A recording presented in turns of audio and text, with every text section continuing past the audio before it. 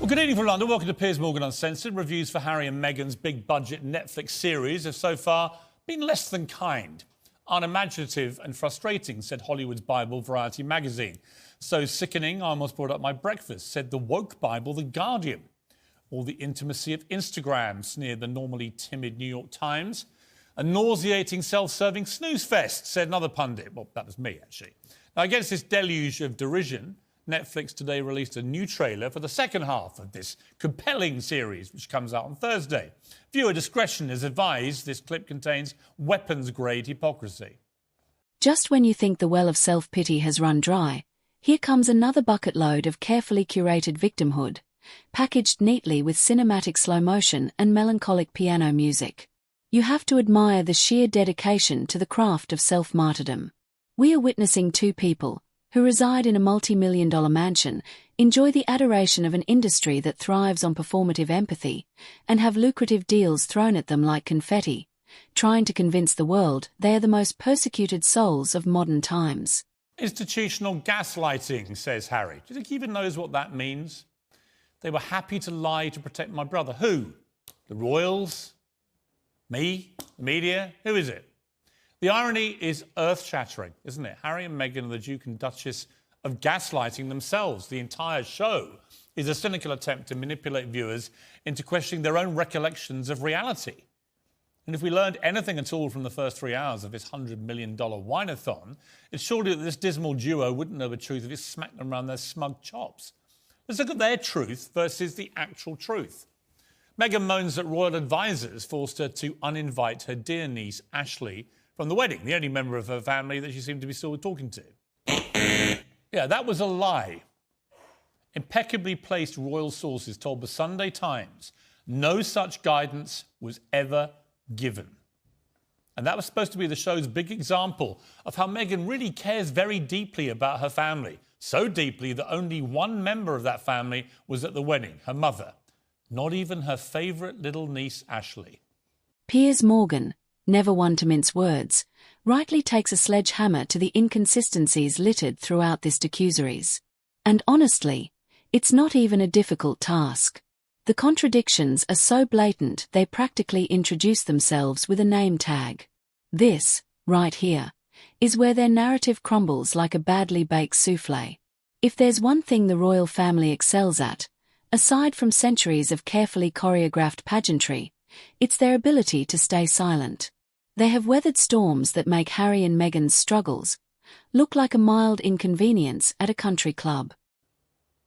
Meghan also sees she got no advice on royal protocol, forcing her to learn how to be a princess all on her own.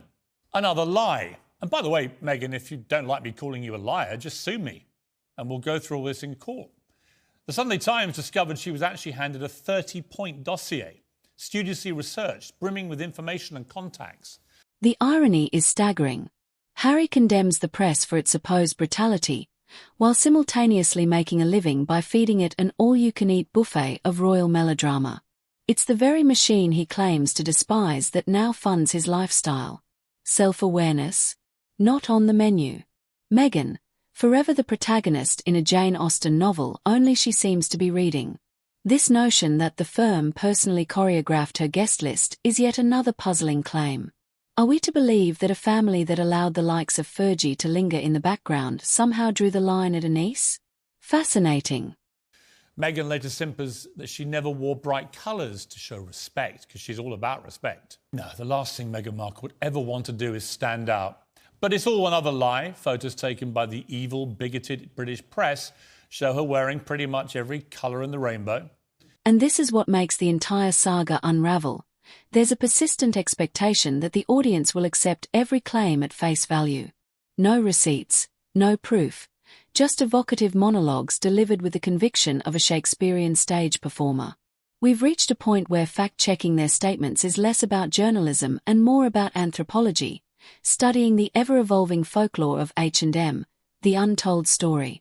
But let's not forget the Netflix production itself, because if there's one thing Meghan understands, it's optics. The slow fades, the perfectly timed size, the dramatic black and white stills. It's all curated for maximum emotional manipulation. This isn't a documentary. It's a cinematic grievance manifesto. The show opens with the claim that the royal family declined to comment on the series. That's another lie. The palace says it received one email from an unknown company, and attempts to verify it were flatly ignored. Even the story of their romance and engagement turns out to have been a series of whoppers. They told the BBC in 2017 they were set up by a mutual friend on a blind date. They told Netflix they met on Instagram. And what about Harry's modest proposal in their humble cottage kitchen? Freedom, he says, while simultaneously signing deals that ensure he remains shackled to this story forever. The irony is almost poetic, if only it weren't so exhausting. There's so much more to unpack here, but I'll pause for now. Because, let's be honest, we both know this saga isn't ending anytime soon. An amazing surprise. It was so sweet. Well, according to Netflix, which is their show, it was actually a candlelit extravaganza in their walled garden. And Meghan was so amazingly surprised, she managed to figure out what was happening and tell her friend about it before Harry even popped the question.